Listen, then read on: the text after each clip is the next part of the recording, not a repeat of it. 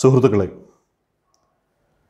തദ്ദേശ സ്വയംഭരണ സ്ഥാപനങ്ങളിലേക്കുള്ള തിരഞ്ഞെടുപ്പും ഉന്നത വിദ്യാഭ്യാസ മേഖലയും എന്നതാണ് ഈ ലക്കത്തിലെ സന്ദേശത്തിൻ്റെ തലക്കെട്ട്. കേരളത്തിൽ നടക്കാനിരിക്കുന്ന തദ്ദേശ സ്വയംഭരണ സ്ഥാപനങ്ങളിലേക്കുള്ള തിരഞ്ഞെടുപ്പും ഉന്നത വിദ്യാഭ്യാസ മേഖലയും തമ്മിൽ പ്രത്യക്ഷമായി എന്ത് ബന്ധമാണുള്ളത് എന്നത് ഈ തലക്കെട്ട് വായിക്കുന്ന ഏവരുടെയും മനസ്സിൽ പെട്ടെന്ന് ഉദിക്കാൻ സാധ്യതയുള്ള ഒരു ചോദ്യമാണ്. 1976 42-ാം ഭരണഘടനാ ഭേദഗതിയിലൂടെയാണ് നേരത്തെ സംസ്ഥാന പട്ടികയിലായിരുന്ന വിദ്യാഭ്യാസം കൺകറൻറ്റ് പട്ടികയിലേക്ക് മാറ്റി സ്ഥാപിക്കപ്പെടുന്നത്.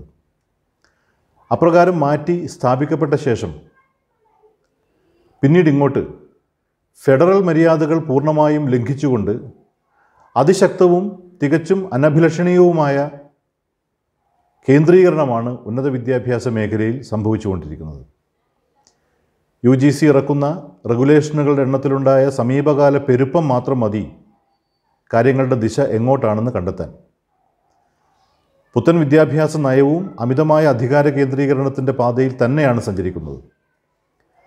ഓട്ടോണമസ് കോളേജുകളുടെ ഭരണസമിതി എപ്രകാരം രൂപീകരിക്കണം എന്നത് തുടങ്ങി സിലബസിൻ്റെ സൂക്ഷ്മാംശങ്ങൾ വരെ സംസ്ഥാന സർക്കാരുകളെയും സർവകലാശാലകളെയും നോക്കുകുത്തികളാക്കി കേന്ദ്രം നേരിട്ട് തീരുമാനിക്കുന്ന അവസ്ഥയാണ് ഒട്ടുമിക്ക സംസ്ഥാനങ്ങളിലും നിലവിലുള്ളത്.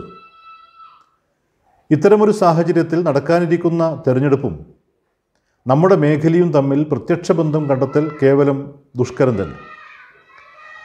എന്നാൽ ഏതൊരു രാജ്യത്തിലും സാമ്പത്തിക സാമൂഹിക പ്രക്രിയകളുടെ ഭാഗമായി മാത്രമേ വിദ്യാഭ്യാസത്തിന് നിലനിൽക്കാൻ സാധിക്കുകയുള്ളൂ എന്ന് നമുക്കറിയാം.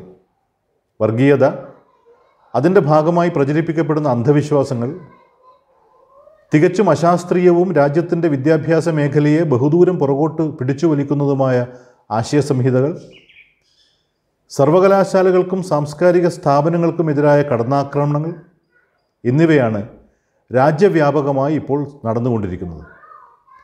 ഇത്തരമൊരു സാഹചര്യം യാദൃശ്ചികമായി വന്നുഭവിച്ചതല്ല, മറിച്ച് നവലിബറൽ സാമ്പത്തിക ചൂഷണത്തിന് കളമൊരുക്കാനും അതിനെതിരായി സ്വാഭാവികമായും ഉണ്ടാവുന്ന ജനരോഷത്തെ മറ്റ് വഴികളിൽ തിരിച്ചുവിടാനും ജനതയെ പല തട്ടുകളായി വിഭജിച്ചും രാജ്യത്തിനകത്ത് വ്യാജ ശത്രുക്കളെ ചൂണ്ടിക്കാണിച്ചും കപട ദേശാഭിമാനം പ്രചരിപ്പിച്ചും ഒരു ജനതയെ ആകെ വിഭജിച്ചു നിർത്തി ഭരിക്കുകയാണ് സംഘപരിവാർ ശക്തികൾ. അമിതമായ അധികാര കേന്ദ്രീകരണമാണ് ഓരോ മേഖലയിലും കാണാൻ കഴിയുക. സംഘപരിവാർ ശക്തികൾ വിഭാവനം ചെയ്യുന്ന ഏകശിലാരൂപിയായ രാജ്യത്തിന് ഘടകവിരുദ്ധമാണ് അധികാര വികേന്ദ്രീകരണത്തിൽ അധിഷ്ഠിതമായ തദ്ദേശ സ്വയംഭരണ സ്ഥാപനം എന്ന സങ്കല്പം തന്നെ എന്നതാണ് ഈ സന്ദർഭത്തിൽ ഏറ്റവും പ്രസക്തമായ വസ്തുത.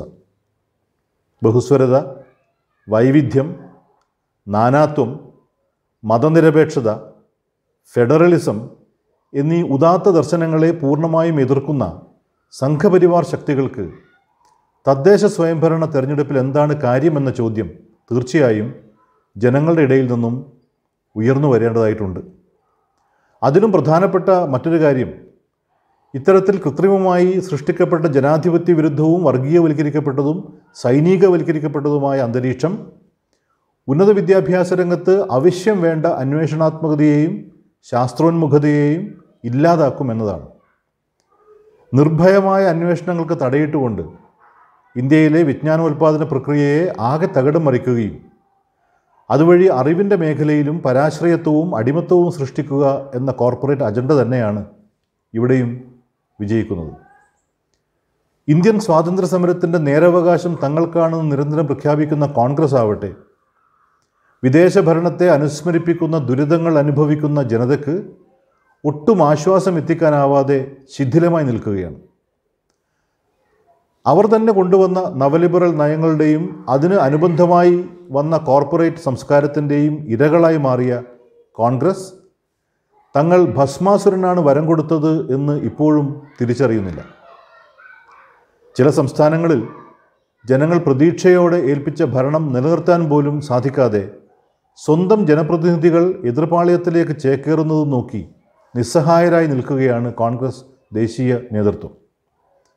സംഘപരിവാർ ഉയർത്തുന്ന അതേ മുദ്രാവാക്യം ഉയർത്തി തങ്ങൾക്കും അധികാരത്തിലേറാൻ പറ്റുമോ എന്ന് ശ്രമിക്കുന്ന കോൺഗ്രസ്സിന് നിലവിലുള്ള കേന്ദ്ര ഭരണാധികാരികൾക്ക് ഒരു ബദലായി മാറാൻ കഴിയുമോ എന്ന ഗൗരവതരമായ സംശയം ജനങ്ങൾക്കിടയിൽ ഉയർന്നു വന്നിരിക്കുന്നു.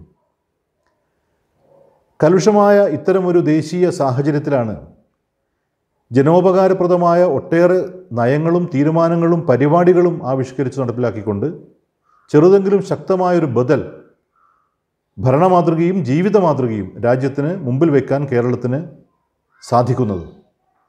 പൊതുവിദ്യാഭ്യാസ രംഗത്ത് രാജ്യമാകെ ഉറ്റുനോക്കുന്ന മട്ടിലുള്ള അത്ഭുതാവഹമായ മാറ്റങ്ങളാണ് കേരളത്തിൽ ഉണ്ടായത്.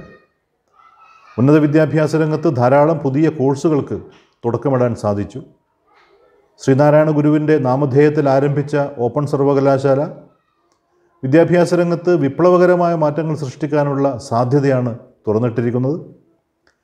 2 മഹാപ്രളയങ്ങളും ഒരു മഹാമാരിയും തകർത്ത് തരിപ്പണമാക്കിയ സമ്പദ്ഘടനയുടെ പരാധീനതകൾ നിലനിൽക്കെ വികസന പ്രവർത്തനങ്ങളിലും ജനക്ഷേമ പ്രവർത്തനങ്ങളിലും ജീവനക്കാർക്ക് ആശ്വാസം നൽകുന്ന മറ്റു നടപടികളിലും യാതൊരു കുറവും സർക്കാർ വരുത്തിയില്ല.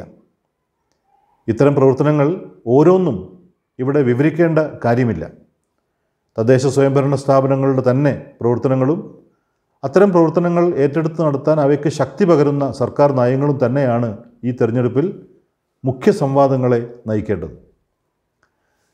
നമ്മുടെ സംഘടനയുടെ നിലവിലുള്ളതും സർവീസിൽ നിന്നും വിരമിച്ചവരുമായ ഒട്ടേറെ പ്രവർത്തകർ ഈ തെരഞ്ഞെടുപ്പിൽ ഇടതുപക്ഷ ജനാധിപത്യ മുന്നണി സ്ഥാനാർത്ഥികളായി മത്സരിക്കുന്നു എന്നത് സന്തോഷകരമാണ്. കോളേജ് അധ്യാപകരും അവർ ജീവിക്കുന്ന അതാത് ഇടങ്ങളിലെ ജനങ്ങളും തമ്മിലുള്ള ബന്ധത്തിൻ്റെ കരുത്ത് വിളിച്ചോതുന്നു അവരുടെ സ്ഥാനാർത്ഥിത്വം. തദ്ദേശ സ്വയംഭരണ സ്ഥാപനങ്ങളുടെ പ്രവർത്തനങ്ങളിൽ ജനപക്ഷത്ത് ഉറച്ചു നിന്നുകൊണ്ട് വൈജ്ഞാനികമായ മികച്ച സംഭാവനകൾ നൽകാൻ കഴിയുന്നവരാണ് ഇവരെല്ലാവരും. അവരുടെ വിജയത്തിനായി അതാതിടങ്ങളിൽ സാധ്യമായ എല്ലാ പ്രവർത്തനങ്ങളും ബന്ധപ്പെട്ട കമ്മിറ്റികൾ ഏറ്റെടുക്കേണ്ടതായിട്ടുണ്ട്. ഒപ്പം നമ്മുടെ പ്രവർത്തന മേഖലയായ എയ്ഡഡ് സംവിധാനത്തിൻ്റെ നിലനിൽപ്പ്, വിദ്യാഭ്യാസ രംഗത്തിൻ്റെ പുരോഗതി ഉറപ്പുവരുത്താൻ സഹായിക്കുന്ന ഭരണഘടനാ മൂല്യങ്ങൾ നിലനിൽക്കേണ്ടതിൻ്റെ ആവശ്യകത, അന്ധകാരം പടരുന്ന ഒരു രാജ്യത്ത് തിളക്കമാർന്നൊരു മാതൃകയായി കേരളം ഉയർന്നു നിൽക്കേണ്ടതിൻ്റെ പ്രസക്തി എന്നിവ തിരിച്ചറിഞ്ഞുകൊണ്ട് മുഴുവൻ കോളേജ് അധ്യാപകരും തിരഞ്ഞെടുപ്പ് പ്രവർത്തനങ്ങളിൽ മുഴുകേണ്ടതുണ്ട് എന്ന് അഭ്യർത്ഥിക്കാൻ കൂടി ഈ അവസരം വിനയപുരസരം വിനിയോഗിക്കുന്നു. അഭിവാദ്യങ്ങൾ.